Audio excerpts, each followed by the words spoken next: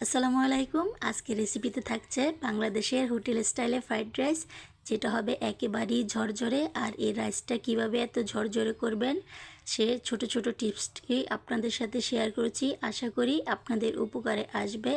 আসুন সম্পূর্ণ ভিডিওটি দেখা যাক। প্রথমে আমি রাইসটা রান্না করে নেব, সেজন্য একটি প্যানে নিয়ে নিচ্ছি পরিমাণ মতো পানি আর দিয়ে দিলাম 2 টেবিল চামচ রান্নার রেগুলার তেল। এখন পানি আর তেলটা ভালো করে মিশিয়ে আগে থেকে ধুয়ে রাখা 2 কাপ চিনি গুঁড়া পোলাও চাল আমি ধুয়ে রেখে দিয়েছি। আপনারা চাইলে এখানে বাসমতি চালটাও নিতে পারেন। এখন চালটা খুব ভালো করে পানির সাথে মিশিয়ে নেব। আর এই রাইসে পানির পরিমাণটা যদি বেশি দেন তাহলে রাইসটা খুবই ঝরঝরে হবে, একটি রাইস আরেকটি রাইসের সাথে মিশবে না। আর অবশ্যই চেষ্টা করবেন তেলটা দেওয়ার জন্য। তেলটা দেওয়ার ফলে একটি রাইস আরেকটি রাইসের সাথে কখনোই মিলবে না। এখন এখানে 10 মিনিট জাল করে নেওয়ার পর দেখুন আমার 85%ই রাইসটা সিদ্ধ হয়ে গেছে।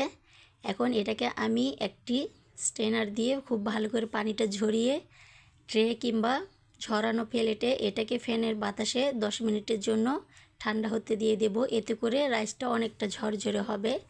এদিকে আমি ডিমের এক বলটা তৈরি করে নেব। প্রথমে আমি এখানে অল্প তেল দিয়ে দিচ্ছি 3টি ডিম। আপনারা চাইলে কমিয়ে বাড়িয়েও নিতে পারেন। দিয়ে দেব স্বাদ মতো লবণ আর দিয়ে দিচ্ছি হাফ চা চামচের কম কালো গোলমরিচ গুঁড়ো। এখন এটাকে খুব ভালো করে এগস বলটা তৈরি করে নিব। এখন আমি চুলার আঁচটা একেবারেই লো হিটে রেখেছি। এগস বলটা আমার তৈরি হয়ে গেছে। এখন এটাকে নামিয়ে আরও কিছুটা রান্নার তেল দিয়ে দিচ্ছি হাফ কাপ পরিমাণ গাজর কুচি। গাজরটাকে আমি লম্বালম্বি করে কেটে নিয়েছি। আর দিয়ে দিলাম হাফ কাপ পরিমাণ বাঁধাকপি কুচি। চুলার আঁচটা কিন্তু এ পর্যায়ে কমিয়ে রাখা যাবে না, আমি হাই থেকে একটু কমিয়ে রেখেছি। এখন এখানে দিয়ে দেব হাফ কাপেরও কম মটরশুঁটি। যে সবজিগুলো আপনারা দিবেন সিদ্ধ হতে দেরি হবে সেই সবজিগুলো আগেই ভেজে নিতে হবে। এখন 2 মিনিট রান্না করে নেওয়ার পর এখানে আমি দিয়ে দিচ্ছি স্বাদ মতো লবণ, হাফ চা চামচ দিয়ে দিয়েছি কালো গোলমরিচ গুঁড়ো। 1 মিনিট ভাজার পর এখানে দিয়ে দিব 5-6টা কাঁচামরিচ আর 1 টেবিল চামচ রসুন কুচি। সবগুলোকে ভাজা হয়ে গেলে এখন এখানে আমি আগে থেকে তুলে রাখা রাইসগুলো দিয়ে দেব। দেখি বুঝতে পাচ্ছেন রাইসগুলো কতটা ঝরঝরে হয়েছে। এখন খুব ভালো করে রাইসের সাথে সবজিগুলোকে মিশিয়ে নিতে হবে।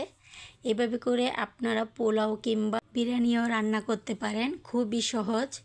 এখন এখানে আমি দিয়ে দেব 2 টেবিল চামচ পরিমাণ সয়া সস আর দিয়ে দেব 2 টেবিল চামচ পরিমাণ টমেটো সস। খুব ভালো করে সসের সাথে রাইসটাকে মিশিয়ে নিতে হবে। খুব ভালো করে এই কাজটা করতে হবে। চুলার আঁচ লো হিটে রেখে আমি সম্পূর্ণ রাইসটাকে ভেজে নিচ্ছি। রাইসটা ভাজা হয়ে গেলে এখন এখানে আমি আগে থেকে যে ডিমটা ভেজে রেখেছিলাম সেগুলো দিয়ে দিচ্ছি। খুব ভালো করে মিশিয়ে নেওয়া হয়ে গেছে। প্রায় আমার রাইসটা রান্না হয়ে গেছে। এখন চলে যাচ্ছি পরিবেশনে। দেখেই বুঝতে পারছেন রাইসটা কতটা পারফেক্টলি হয়েছে। এমন একটি রাইস আপনারা কিন্তু অনায়াসেই ঘরে তৈরি করে নিয়ে ফেলতে পারেন।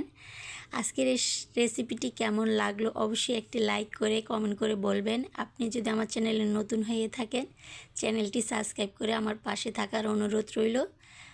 আর যারা ফেসবুক পেজ থেকে দেখছেন অবশ্যই একটি লাইক দিয়ে ফলো দিয়ে রাখতে পারেন। সবাই অনেক বেশি ভালো থাকবেন, সুস্থ থাকবেন। আল্লাহ হাফেজ।